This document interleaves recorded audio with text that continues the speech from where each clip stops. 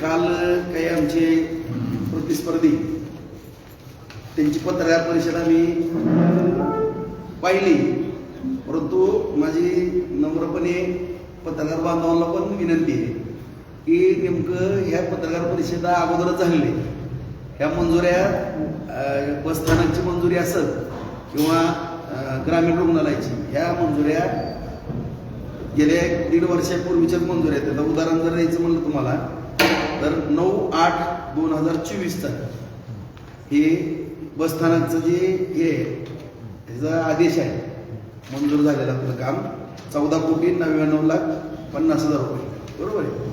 आणि ह्याच्यामध्ये कसा पाठपुरावा झाला, काय झालं, ह्याच्यामध्ये मी आमदार असतानाची ह्याच्यामध्ये माझ्या नावाचे उल्लेख करून पत्र व्यवहार आहेत सगळे. तसं आहे का त्यांच्याकडे? काय तुम्हाला दिले का तसे काय? सगळं कार्यकारी राजेंद्र वगैरे सगळे असं पाठपुरावे आम्ही केलेले, किंवा त्या काळामध्ये माननीय एकनाथ शिंदे साहेब मुख्यमंत्री होते, साहेब उपमुख्यमंत्री होते, आणि त्या कालखंडामध्ये आपलं बसस्थानक मंजूर झालेलं आहे, त्यांना माहिती पण नाही. त्याच जागेवरती बसस्थानक होणार आहे. आणि उलट जर आपला डीपी आहे त्या डीपी मध्ये सुद्धा यशवंतनगरला जाताना उजव्या बाजूला डेपोचं रिझर्वेशन पण त्याच्यामध्ये आहे. डेपो पलीकडे होणार आहे खाली यशवंतनगरला, तिथंच अर्धा किलोमीटर, आणि त्याच जागेवरती बसस्थानक होणार आहे. याची मंजुरी वगैरे सगळी आणली. त्याचबरोबर ग्रामीण रुग्णालय पण जवळपास आता त्याला 3.5 वर्ष झाली मंजूर होऊन. आता जाग्याचा प्रश्न तो सुद्धा त्याच वेळी निघाला पाहिजे होता. तुमच्या माहिती सांगतो, कारण सगळं तयार करून ठेवलेलं होतं. आता 15 महिन्यानंतर ती पत्रकार परिषद घेतात जाग्याचं. म्हणजे ही तालुक्याचं दुर्दैव आहे की या ठिकाणी ज्या मंजुऱ्या पूर्वी झालेल्या आहेत किंवा कामं मंजूर झालेले आहेत ह्याचं विनाकारण फुकटचं क्रेडिट घेण्याचा कुठलाही प्रश्न उद्भवत नाही, आणि हे कुठलंही काम करू शकत नाही तुमच्या माहिती सांगतो. आणि ह्यांच्याकडनं काही होणार पण नाही. विनाकारण त्या म्हणतात ना ती शिड्याकडीला भूत, त्यातला प्रकार आहे. काही संबंध नाही, काही नाही. ही सगळी बसस्थानकाची पेपर आहेत, माझ्याकडे कागदपत्र आहेत. ह्याच्या मंजुऱ्या शिंदेसाहेब मुख्यमंत्री असताना, साहेब उपमुख्यमंत्री असताना आणि दादा त्या कारकिर्दीतला हा सगळा विषय बसस्थानकचा आणि ग्रामीण रुग्णालयाचा. उपजिल्हा रुग्णालय पण आपण त्या काळात केलं, कोर्ट केलेलं आहे. ह्या सगळ्या गोष्टी त्यावेळीच्याच आहेत. त्यामुळे नव्यानं ह्यांनी मुरुमाचा खडा सुद्धा ह्यांचा आमदार कोटा जर सोडला तर ह्यांनी कुठलाही 1 रुपयाचा निधी या तालुक्यामध्ये आमदारांना पण खासदारांना पण या ठिकाणी आणलेलं नाही, आणि हे आणूही शकत नाही तुमच्या माहिती का सांगतो. त्याच्यामुळं विनाकारण फुकटचं क्रेडिट घेण्याचा आणि जनतेची दिशाभूल करण्याचा कुठलाही प्रयत्न करू नये. सगळ्या जनता जनार्दनाच्या आशीर्वादानं आज बाजार समितीची सत्ता आलेली, त्या ठिकाणी सर सभापती झालेले, ताई नगराध्यक्ष झालेले. दोन्ही सत्ता शहर आणि ग्रामीण मधल्या जनतेच्या आशीर्वादानं मिळालेले. आम्ही शब्द दिलेले आहेत. स्वतः या ठिकाणी आता पालकमंत्री आणि प्रधानमंत्री दोन्हीच्या सत्काराला लवकरच बार्शीमध्ये येतील. आणि पंचायत समिती झाल्यानंतर राज्याचे मुख्यमंत्री देवेंद्र फडणवीस साहेब या सगळ्यांना म्हणजे सत्कार करण्याकरता, आशीर्वाद देण्याकरता, मार्गदर्शन करण्याकरता आणि या बार्शी तालुक्याला भरघोस निधी देण्याकरता या ठिकाणी बार्शीमध्ये पण लवकरात लवकर साहेब सुद्धा येतील. बस तालुक्याचं 10 कोटी 77 लाखाचं टेंडर निघालं म्हणते, पण हे सुधारणा करणार आहे का बीओडी तत्वावर नवीन होणार आहे? त्याचं जी मंजुरीचा कोणी मंजूर केली हा विषय, ही टेंडरचा आणखी त्याला जवळपास 35-40 कोटी रुपये लागणार आहे.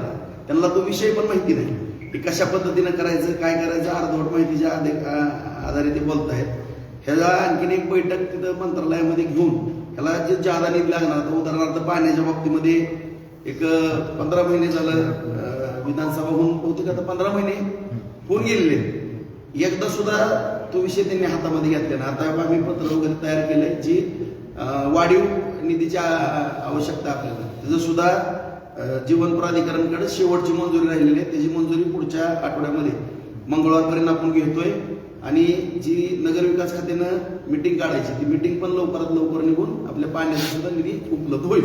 आणि सांगितल्याप्रमाणे एप्रिलच्या आत पाणी आपल्या पूर्ण पाईपलाईनचं काम पूर्ण होऊन पाणी सुद्धा इथं येईल. आता तात्पुरता आपण 22 किलोमीटर जोडले. ग्रामीण भागासाठी उपसा सिंचन योजनेच्या बाबतीमध्ये आपण निधीसाठी प्रयत्न केलेला होता, निधी आणलेला आहे.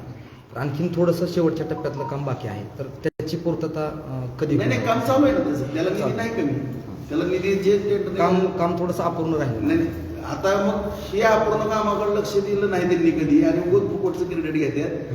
मी तुम्हाला सांगतो, आता निवडणुका एवढे महिनाभर आम्हाला निवडणुकीमध्ये काय कोणी जरी असलं तरी शेवटी निवडणुकीमध्ये थोडं लक्ष पंचायत समिती जिल्हा परिषदला आम्हाला द्यावं लागणार आहे. आणि या ठिकाणी या निवडणुका झाल्या मग तुम्ही विकासाच्या बाबतीमध्ये कुठलंही काम थांबणार नाही. ज्या ज्या शब्द दिले ते अत्यंत गतिमान पद्धतीनं सगळा कारभार चालू आहे. बस स्थानकाचं एकूण स्ट्रक्चर कसं असणार आहे नाविन्यपूर्ण? आपल्याला काय करावं लागणार आहे त्याचं सगळं परत त्याची एक बैठक घेऊन सगळे MD वगैरे या सगळ्यांना बरोबर घेऊन त्याचा सगळा आराखडा व्यवस्थितच आपल्याला ते करून बाहेरनं शॉपिंग सेंटर वगैरे हे आता काही गडबड करण्यात त्याच्यात काही अर्थ नाही. त्याचं उत्पन्न पण वाढलं पाहिजे. सगळ्या गोष्टी त्या दृष्टिकोनातून आपण प्रयत्न करतोय. ही मंजुरी वगैरे यांचा काय विषय, कुणाचा काय याच्यामध्ये क्रेडिट घेण्याचा त्यांचा संबंध कुठलाच नाही. हे काम त्यावेळेसच मंजूर झाले. बरंचसं बघितलं की स्टँड चौक थोडा टपरी म्हणा हे न म्हणा म्हणजे बऱ्याचशा टपऱ्या त्या ठिकाणी अडथळा निर्माण होते. त्याचं पुनर्वसन किंवा त्याचं काय होणार आहे? शॉपिंग सेंटर केल्यानंतर तिथल्या लोकांना ती गाडी आपल्याला त्या टपरीवाल्यांचं तिथंच पुनर्वसन करणं आपल्याला काम प्राप्त. कुणाचं काम, माझा स्वभाव असा आहे की कुठलंही काम करताना कुणाच्याही कुटुंबाला धोका होता काम. कुर्डवाडी रोड जे आहे, जो 92 कोटीचा रोड होता, तो अत्यंत संत गतीने चालू आहे बनवायला. तर त्याच्या बाबतीत तुम्ही काय कारवाई करणार? नगराध्यक्ष मॅडम आता निवडून आलेली, नगरपालिका तुमची आलेली आहे. अरे त्यांना चार्ज तर घेऊ द्या. त्यांना गॅजेट होईल, चार्ज घेतील. चार्ज घेतल्यानंतर आता काही अधिकारी पण अधिकारी कमी आहेत. नव्यानं आधी एकच जी आहे. म्हणजे इतकं तिथं थोडं फार मोठ्या अडचणी आहेत. तिथं सगळ्या अडचणी ती प्रशासन कसं असावं काय असावं या सगळ्यावर आम्ही सकारात्मक चर्चा करून त्याच्यावरती मार्ग निश्चितपणानं काढू. चारचा मुहूर्त ठरलाय का किंवा कधी ठरणार? नाही घेतो ना, गॅजेट वगैरे होते ना सगळं. नाही ना गॅजेट वगैरे झालं. भाऊ, आपण निवडणुकीच्या दरम्यान ग्रामस्थांना, शेतकऱ्यांना, ग्रामीण भागातल्या लोकांना शब्द दिलेला होता की बार्शी तालुक्यातील अनेक तरुण बाहेरगावी आहेत, हे आपलं दुर्दैव आहे. तर त्यांना स्थानिक लेवलला रोजगार मिळण्यासाठी आपण 3 MIDCचं धोरण आखलेलं आहे. तर त्या संदर्भात काय सांगा? एकाचं प्रक्रिया सुरू झाली जामगावची, त्याचं पत्रव्यवहार सुरू आहे. मला पत्र पण आलेले आहेत त्या आरओची वगैरे. त्याची प्रक्रिया सुरू झालेली आहे आणि सामंत साहेबांकडे बैठक लावून आता उकळायला पण फक्त अगोदर शेतकऱ्यांची बैठक घेणं गरजेचं आहे. शेतकऱ्याचा विरोध होता कामा नये ह्याची काळजी आपण प्रथमदर्शी घेतो. वैरागचं तर काय ती कारखान्याची जागा असल्यामुळे तर काही अडचण येणार नाही. आणि लवकरात लवकर MIDCच्या आपल्या तिन्ही सुरू करण्याच्या दृष्टिकोनातून आपण पावलं टाकू. नगरपालिका आली, सोशल मीडियावर सध्या चर्चा रंगते ती कॉप्टन नगरसेवकांची. तर काय तुमच्या याच्यात आहे का? सगळ्या निवडून आलेले नगरसेवक, पराभूत उमेदवार आणि निरीक्षक या सगळ्यांची बैठक या ठिकाणी आयोजित केली आहे. पार्टीमध्ये कुणीही लॉबिंग करून काही आमची तो उपयोग होत नाही, काही नाही. पार्टीनं त्यावेळेस ती निर्णय घेतलेले असतात.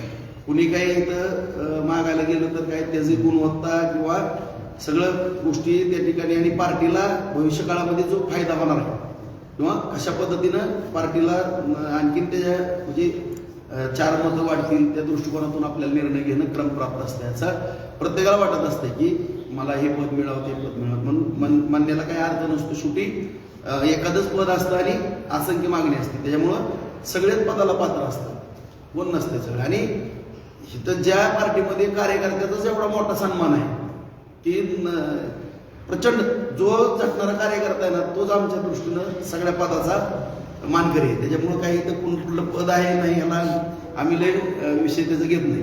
भाऊ, पालकमंत्री महोदयांनी देखील आपल्याला शब्द दिला होता की भगवंत देवस्थानच्या बाबतीमध्ये भगवत देवस्थान आडकरा, तर त्याला थोडासा वेग मिळावा अशी देखील नागरिकांची चर्चा. ही आमचा विषय झाला. दुसरा विषय, पेपरला पण काही त्या दिवशी बातमी वाचली आम्ही की जिल्ह्यावरती थोडं आम्ही सांगू इच्छितो. बरोबर माननीय देवेंद्र फडणवीस साहेबांच्या मार्गदर्शनाखाली पालकमंत्र्यांनी अत्यंत चांगलं काम केलेलं आहे आणि ते काम करत आहेत. आता त्या दिवशी सांगितलं गेलं की अक्कलकोट, बार्शी आणि मोहोळचा जो विषय आहे, खरं पाहायला गेलं तर कॅप्टन हा महत्त्वाचा असतो.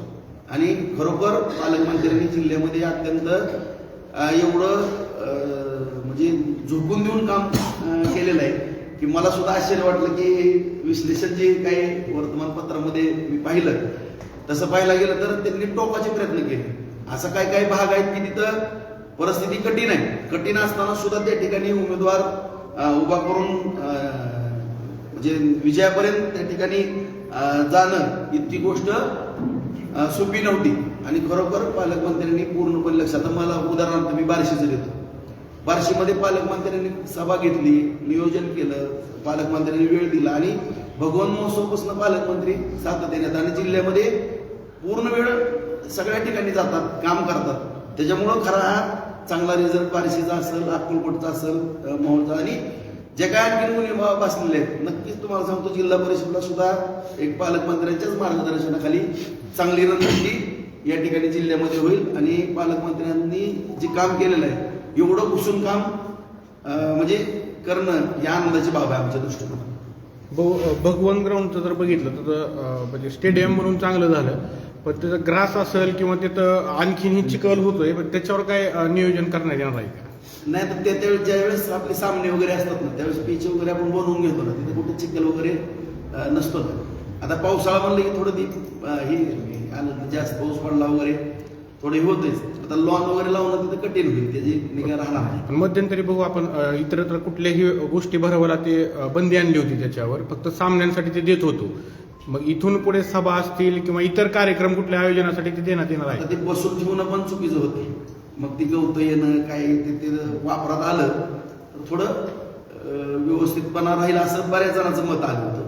त्याच्यामुळं ते बऱ्याच जणांना खुल्लं पण आता मागणी येते, नाही म्हणलं की ती नाराजी होती. त्यापेक्षा आपलं खुल्लं ठेवलेलं बरं असं सगळ्यांचंच मत येते. आणि जे लोकांचं नागरिकांचं मत आहे व जे नागरिकाला आवडते, जनतेला आवडते तेच आम्हाला करावं लागणार आहे. आम्ही थोडंच आमच्या म्हणण्याप्रमाणे कधी वागू शकत नाही ना. किंवा नगरपालिका असेल किंवा कृषी उत्पन्न बाजार समिती असेल, तर आपण त्या ठिकाणी मोठ्या प्रचंड बहुमतानं त्या ठिकाणी सत्ता आणलेली आहे. आता पंचायत समिती जिल्हा परिषदा जवळ येत आहेत, तर त्याची रणनीतीची तयारी आपली झालेली आहे का? कसा निकाल कसा असेल तो? नाही, निकाल चांगला असेल. आता थोडं आम्हाला नगरपालिकेमध्ये म्हणजे तुम्ही म्हणता की एवढं तुमचं समाधान कशात नाही अशातला भाग नाही, परंतु आमचे जे काही सहकारी काही जे अपेक्षित होतं आम्हाला, आम्ही 32चं टार्गेट होतं आमचं, थोडं काही थोडं टेक्निकल काय असेल ते थोडं काय झालं त्याच्याबद्दल आम्हाला थोडं वेदना होता येतच नाही असं नाही. पण जिल्हा परिषद आणि पंचायत समितीचा निकाल टॉपचा निकाल असेल. आपण भगवंताचे भक्त आहात हे सगळ्यांना माहिती आहे. तर निवडणुकीच्या दरम्यान एक शासकीय महापूजेसंदर्भातलं शिष्टमंडळ भगवंत मंदिराची पाहणी करून गेलं.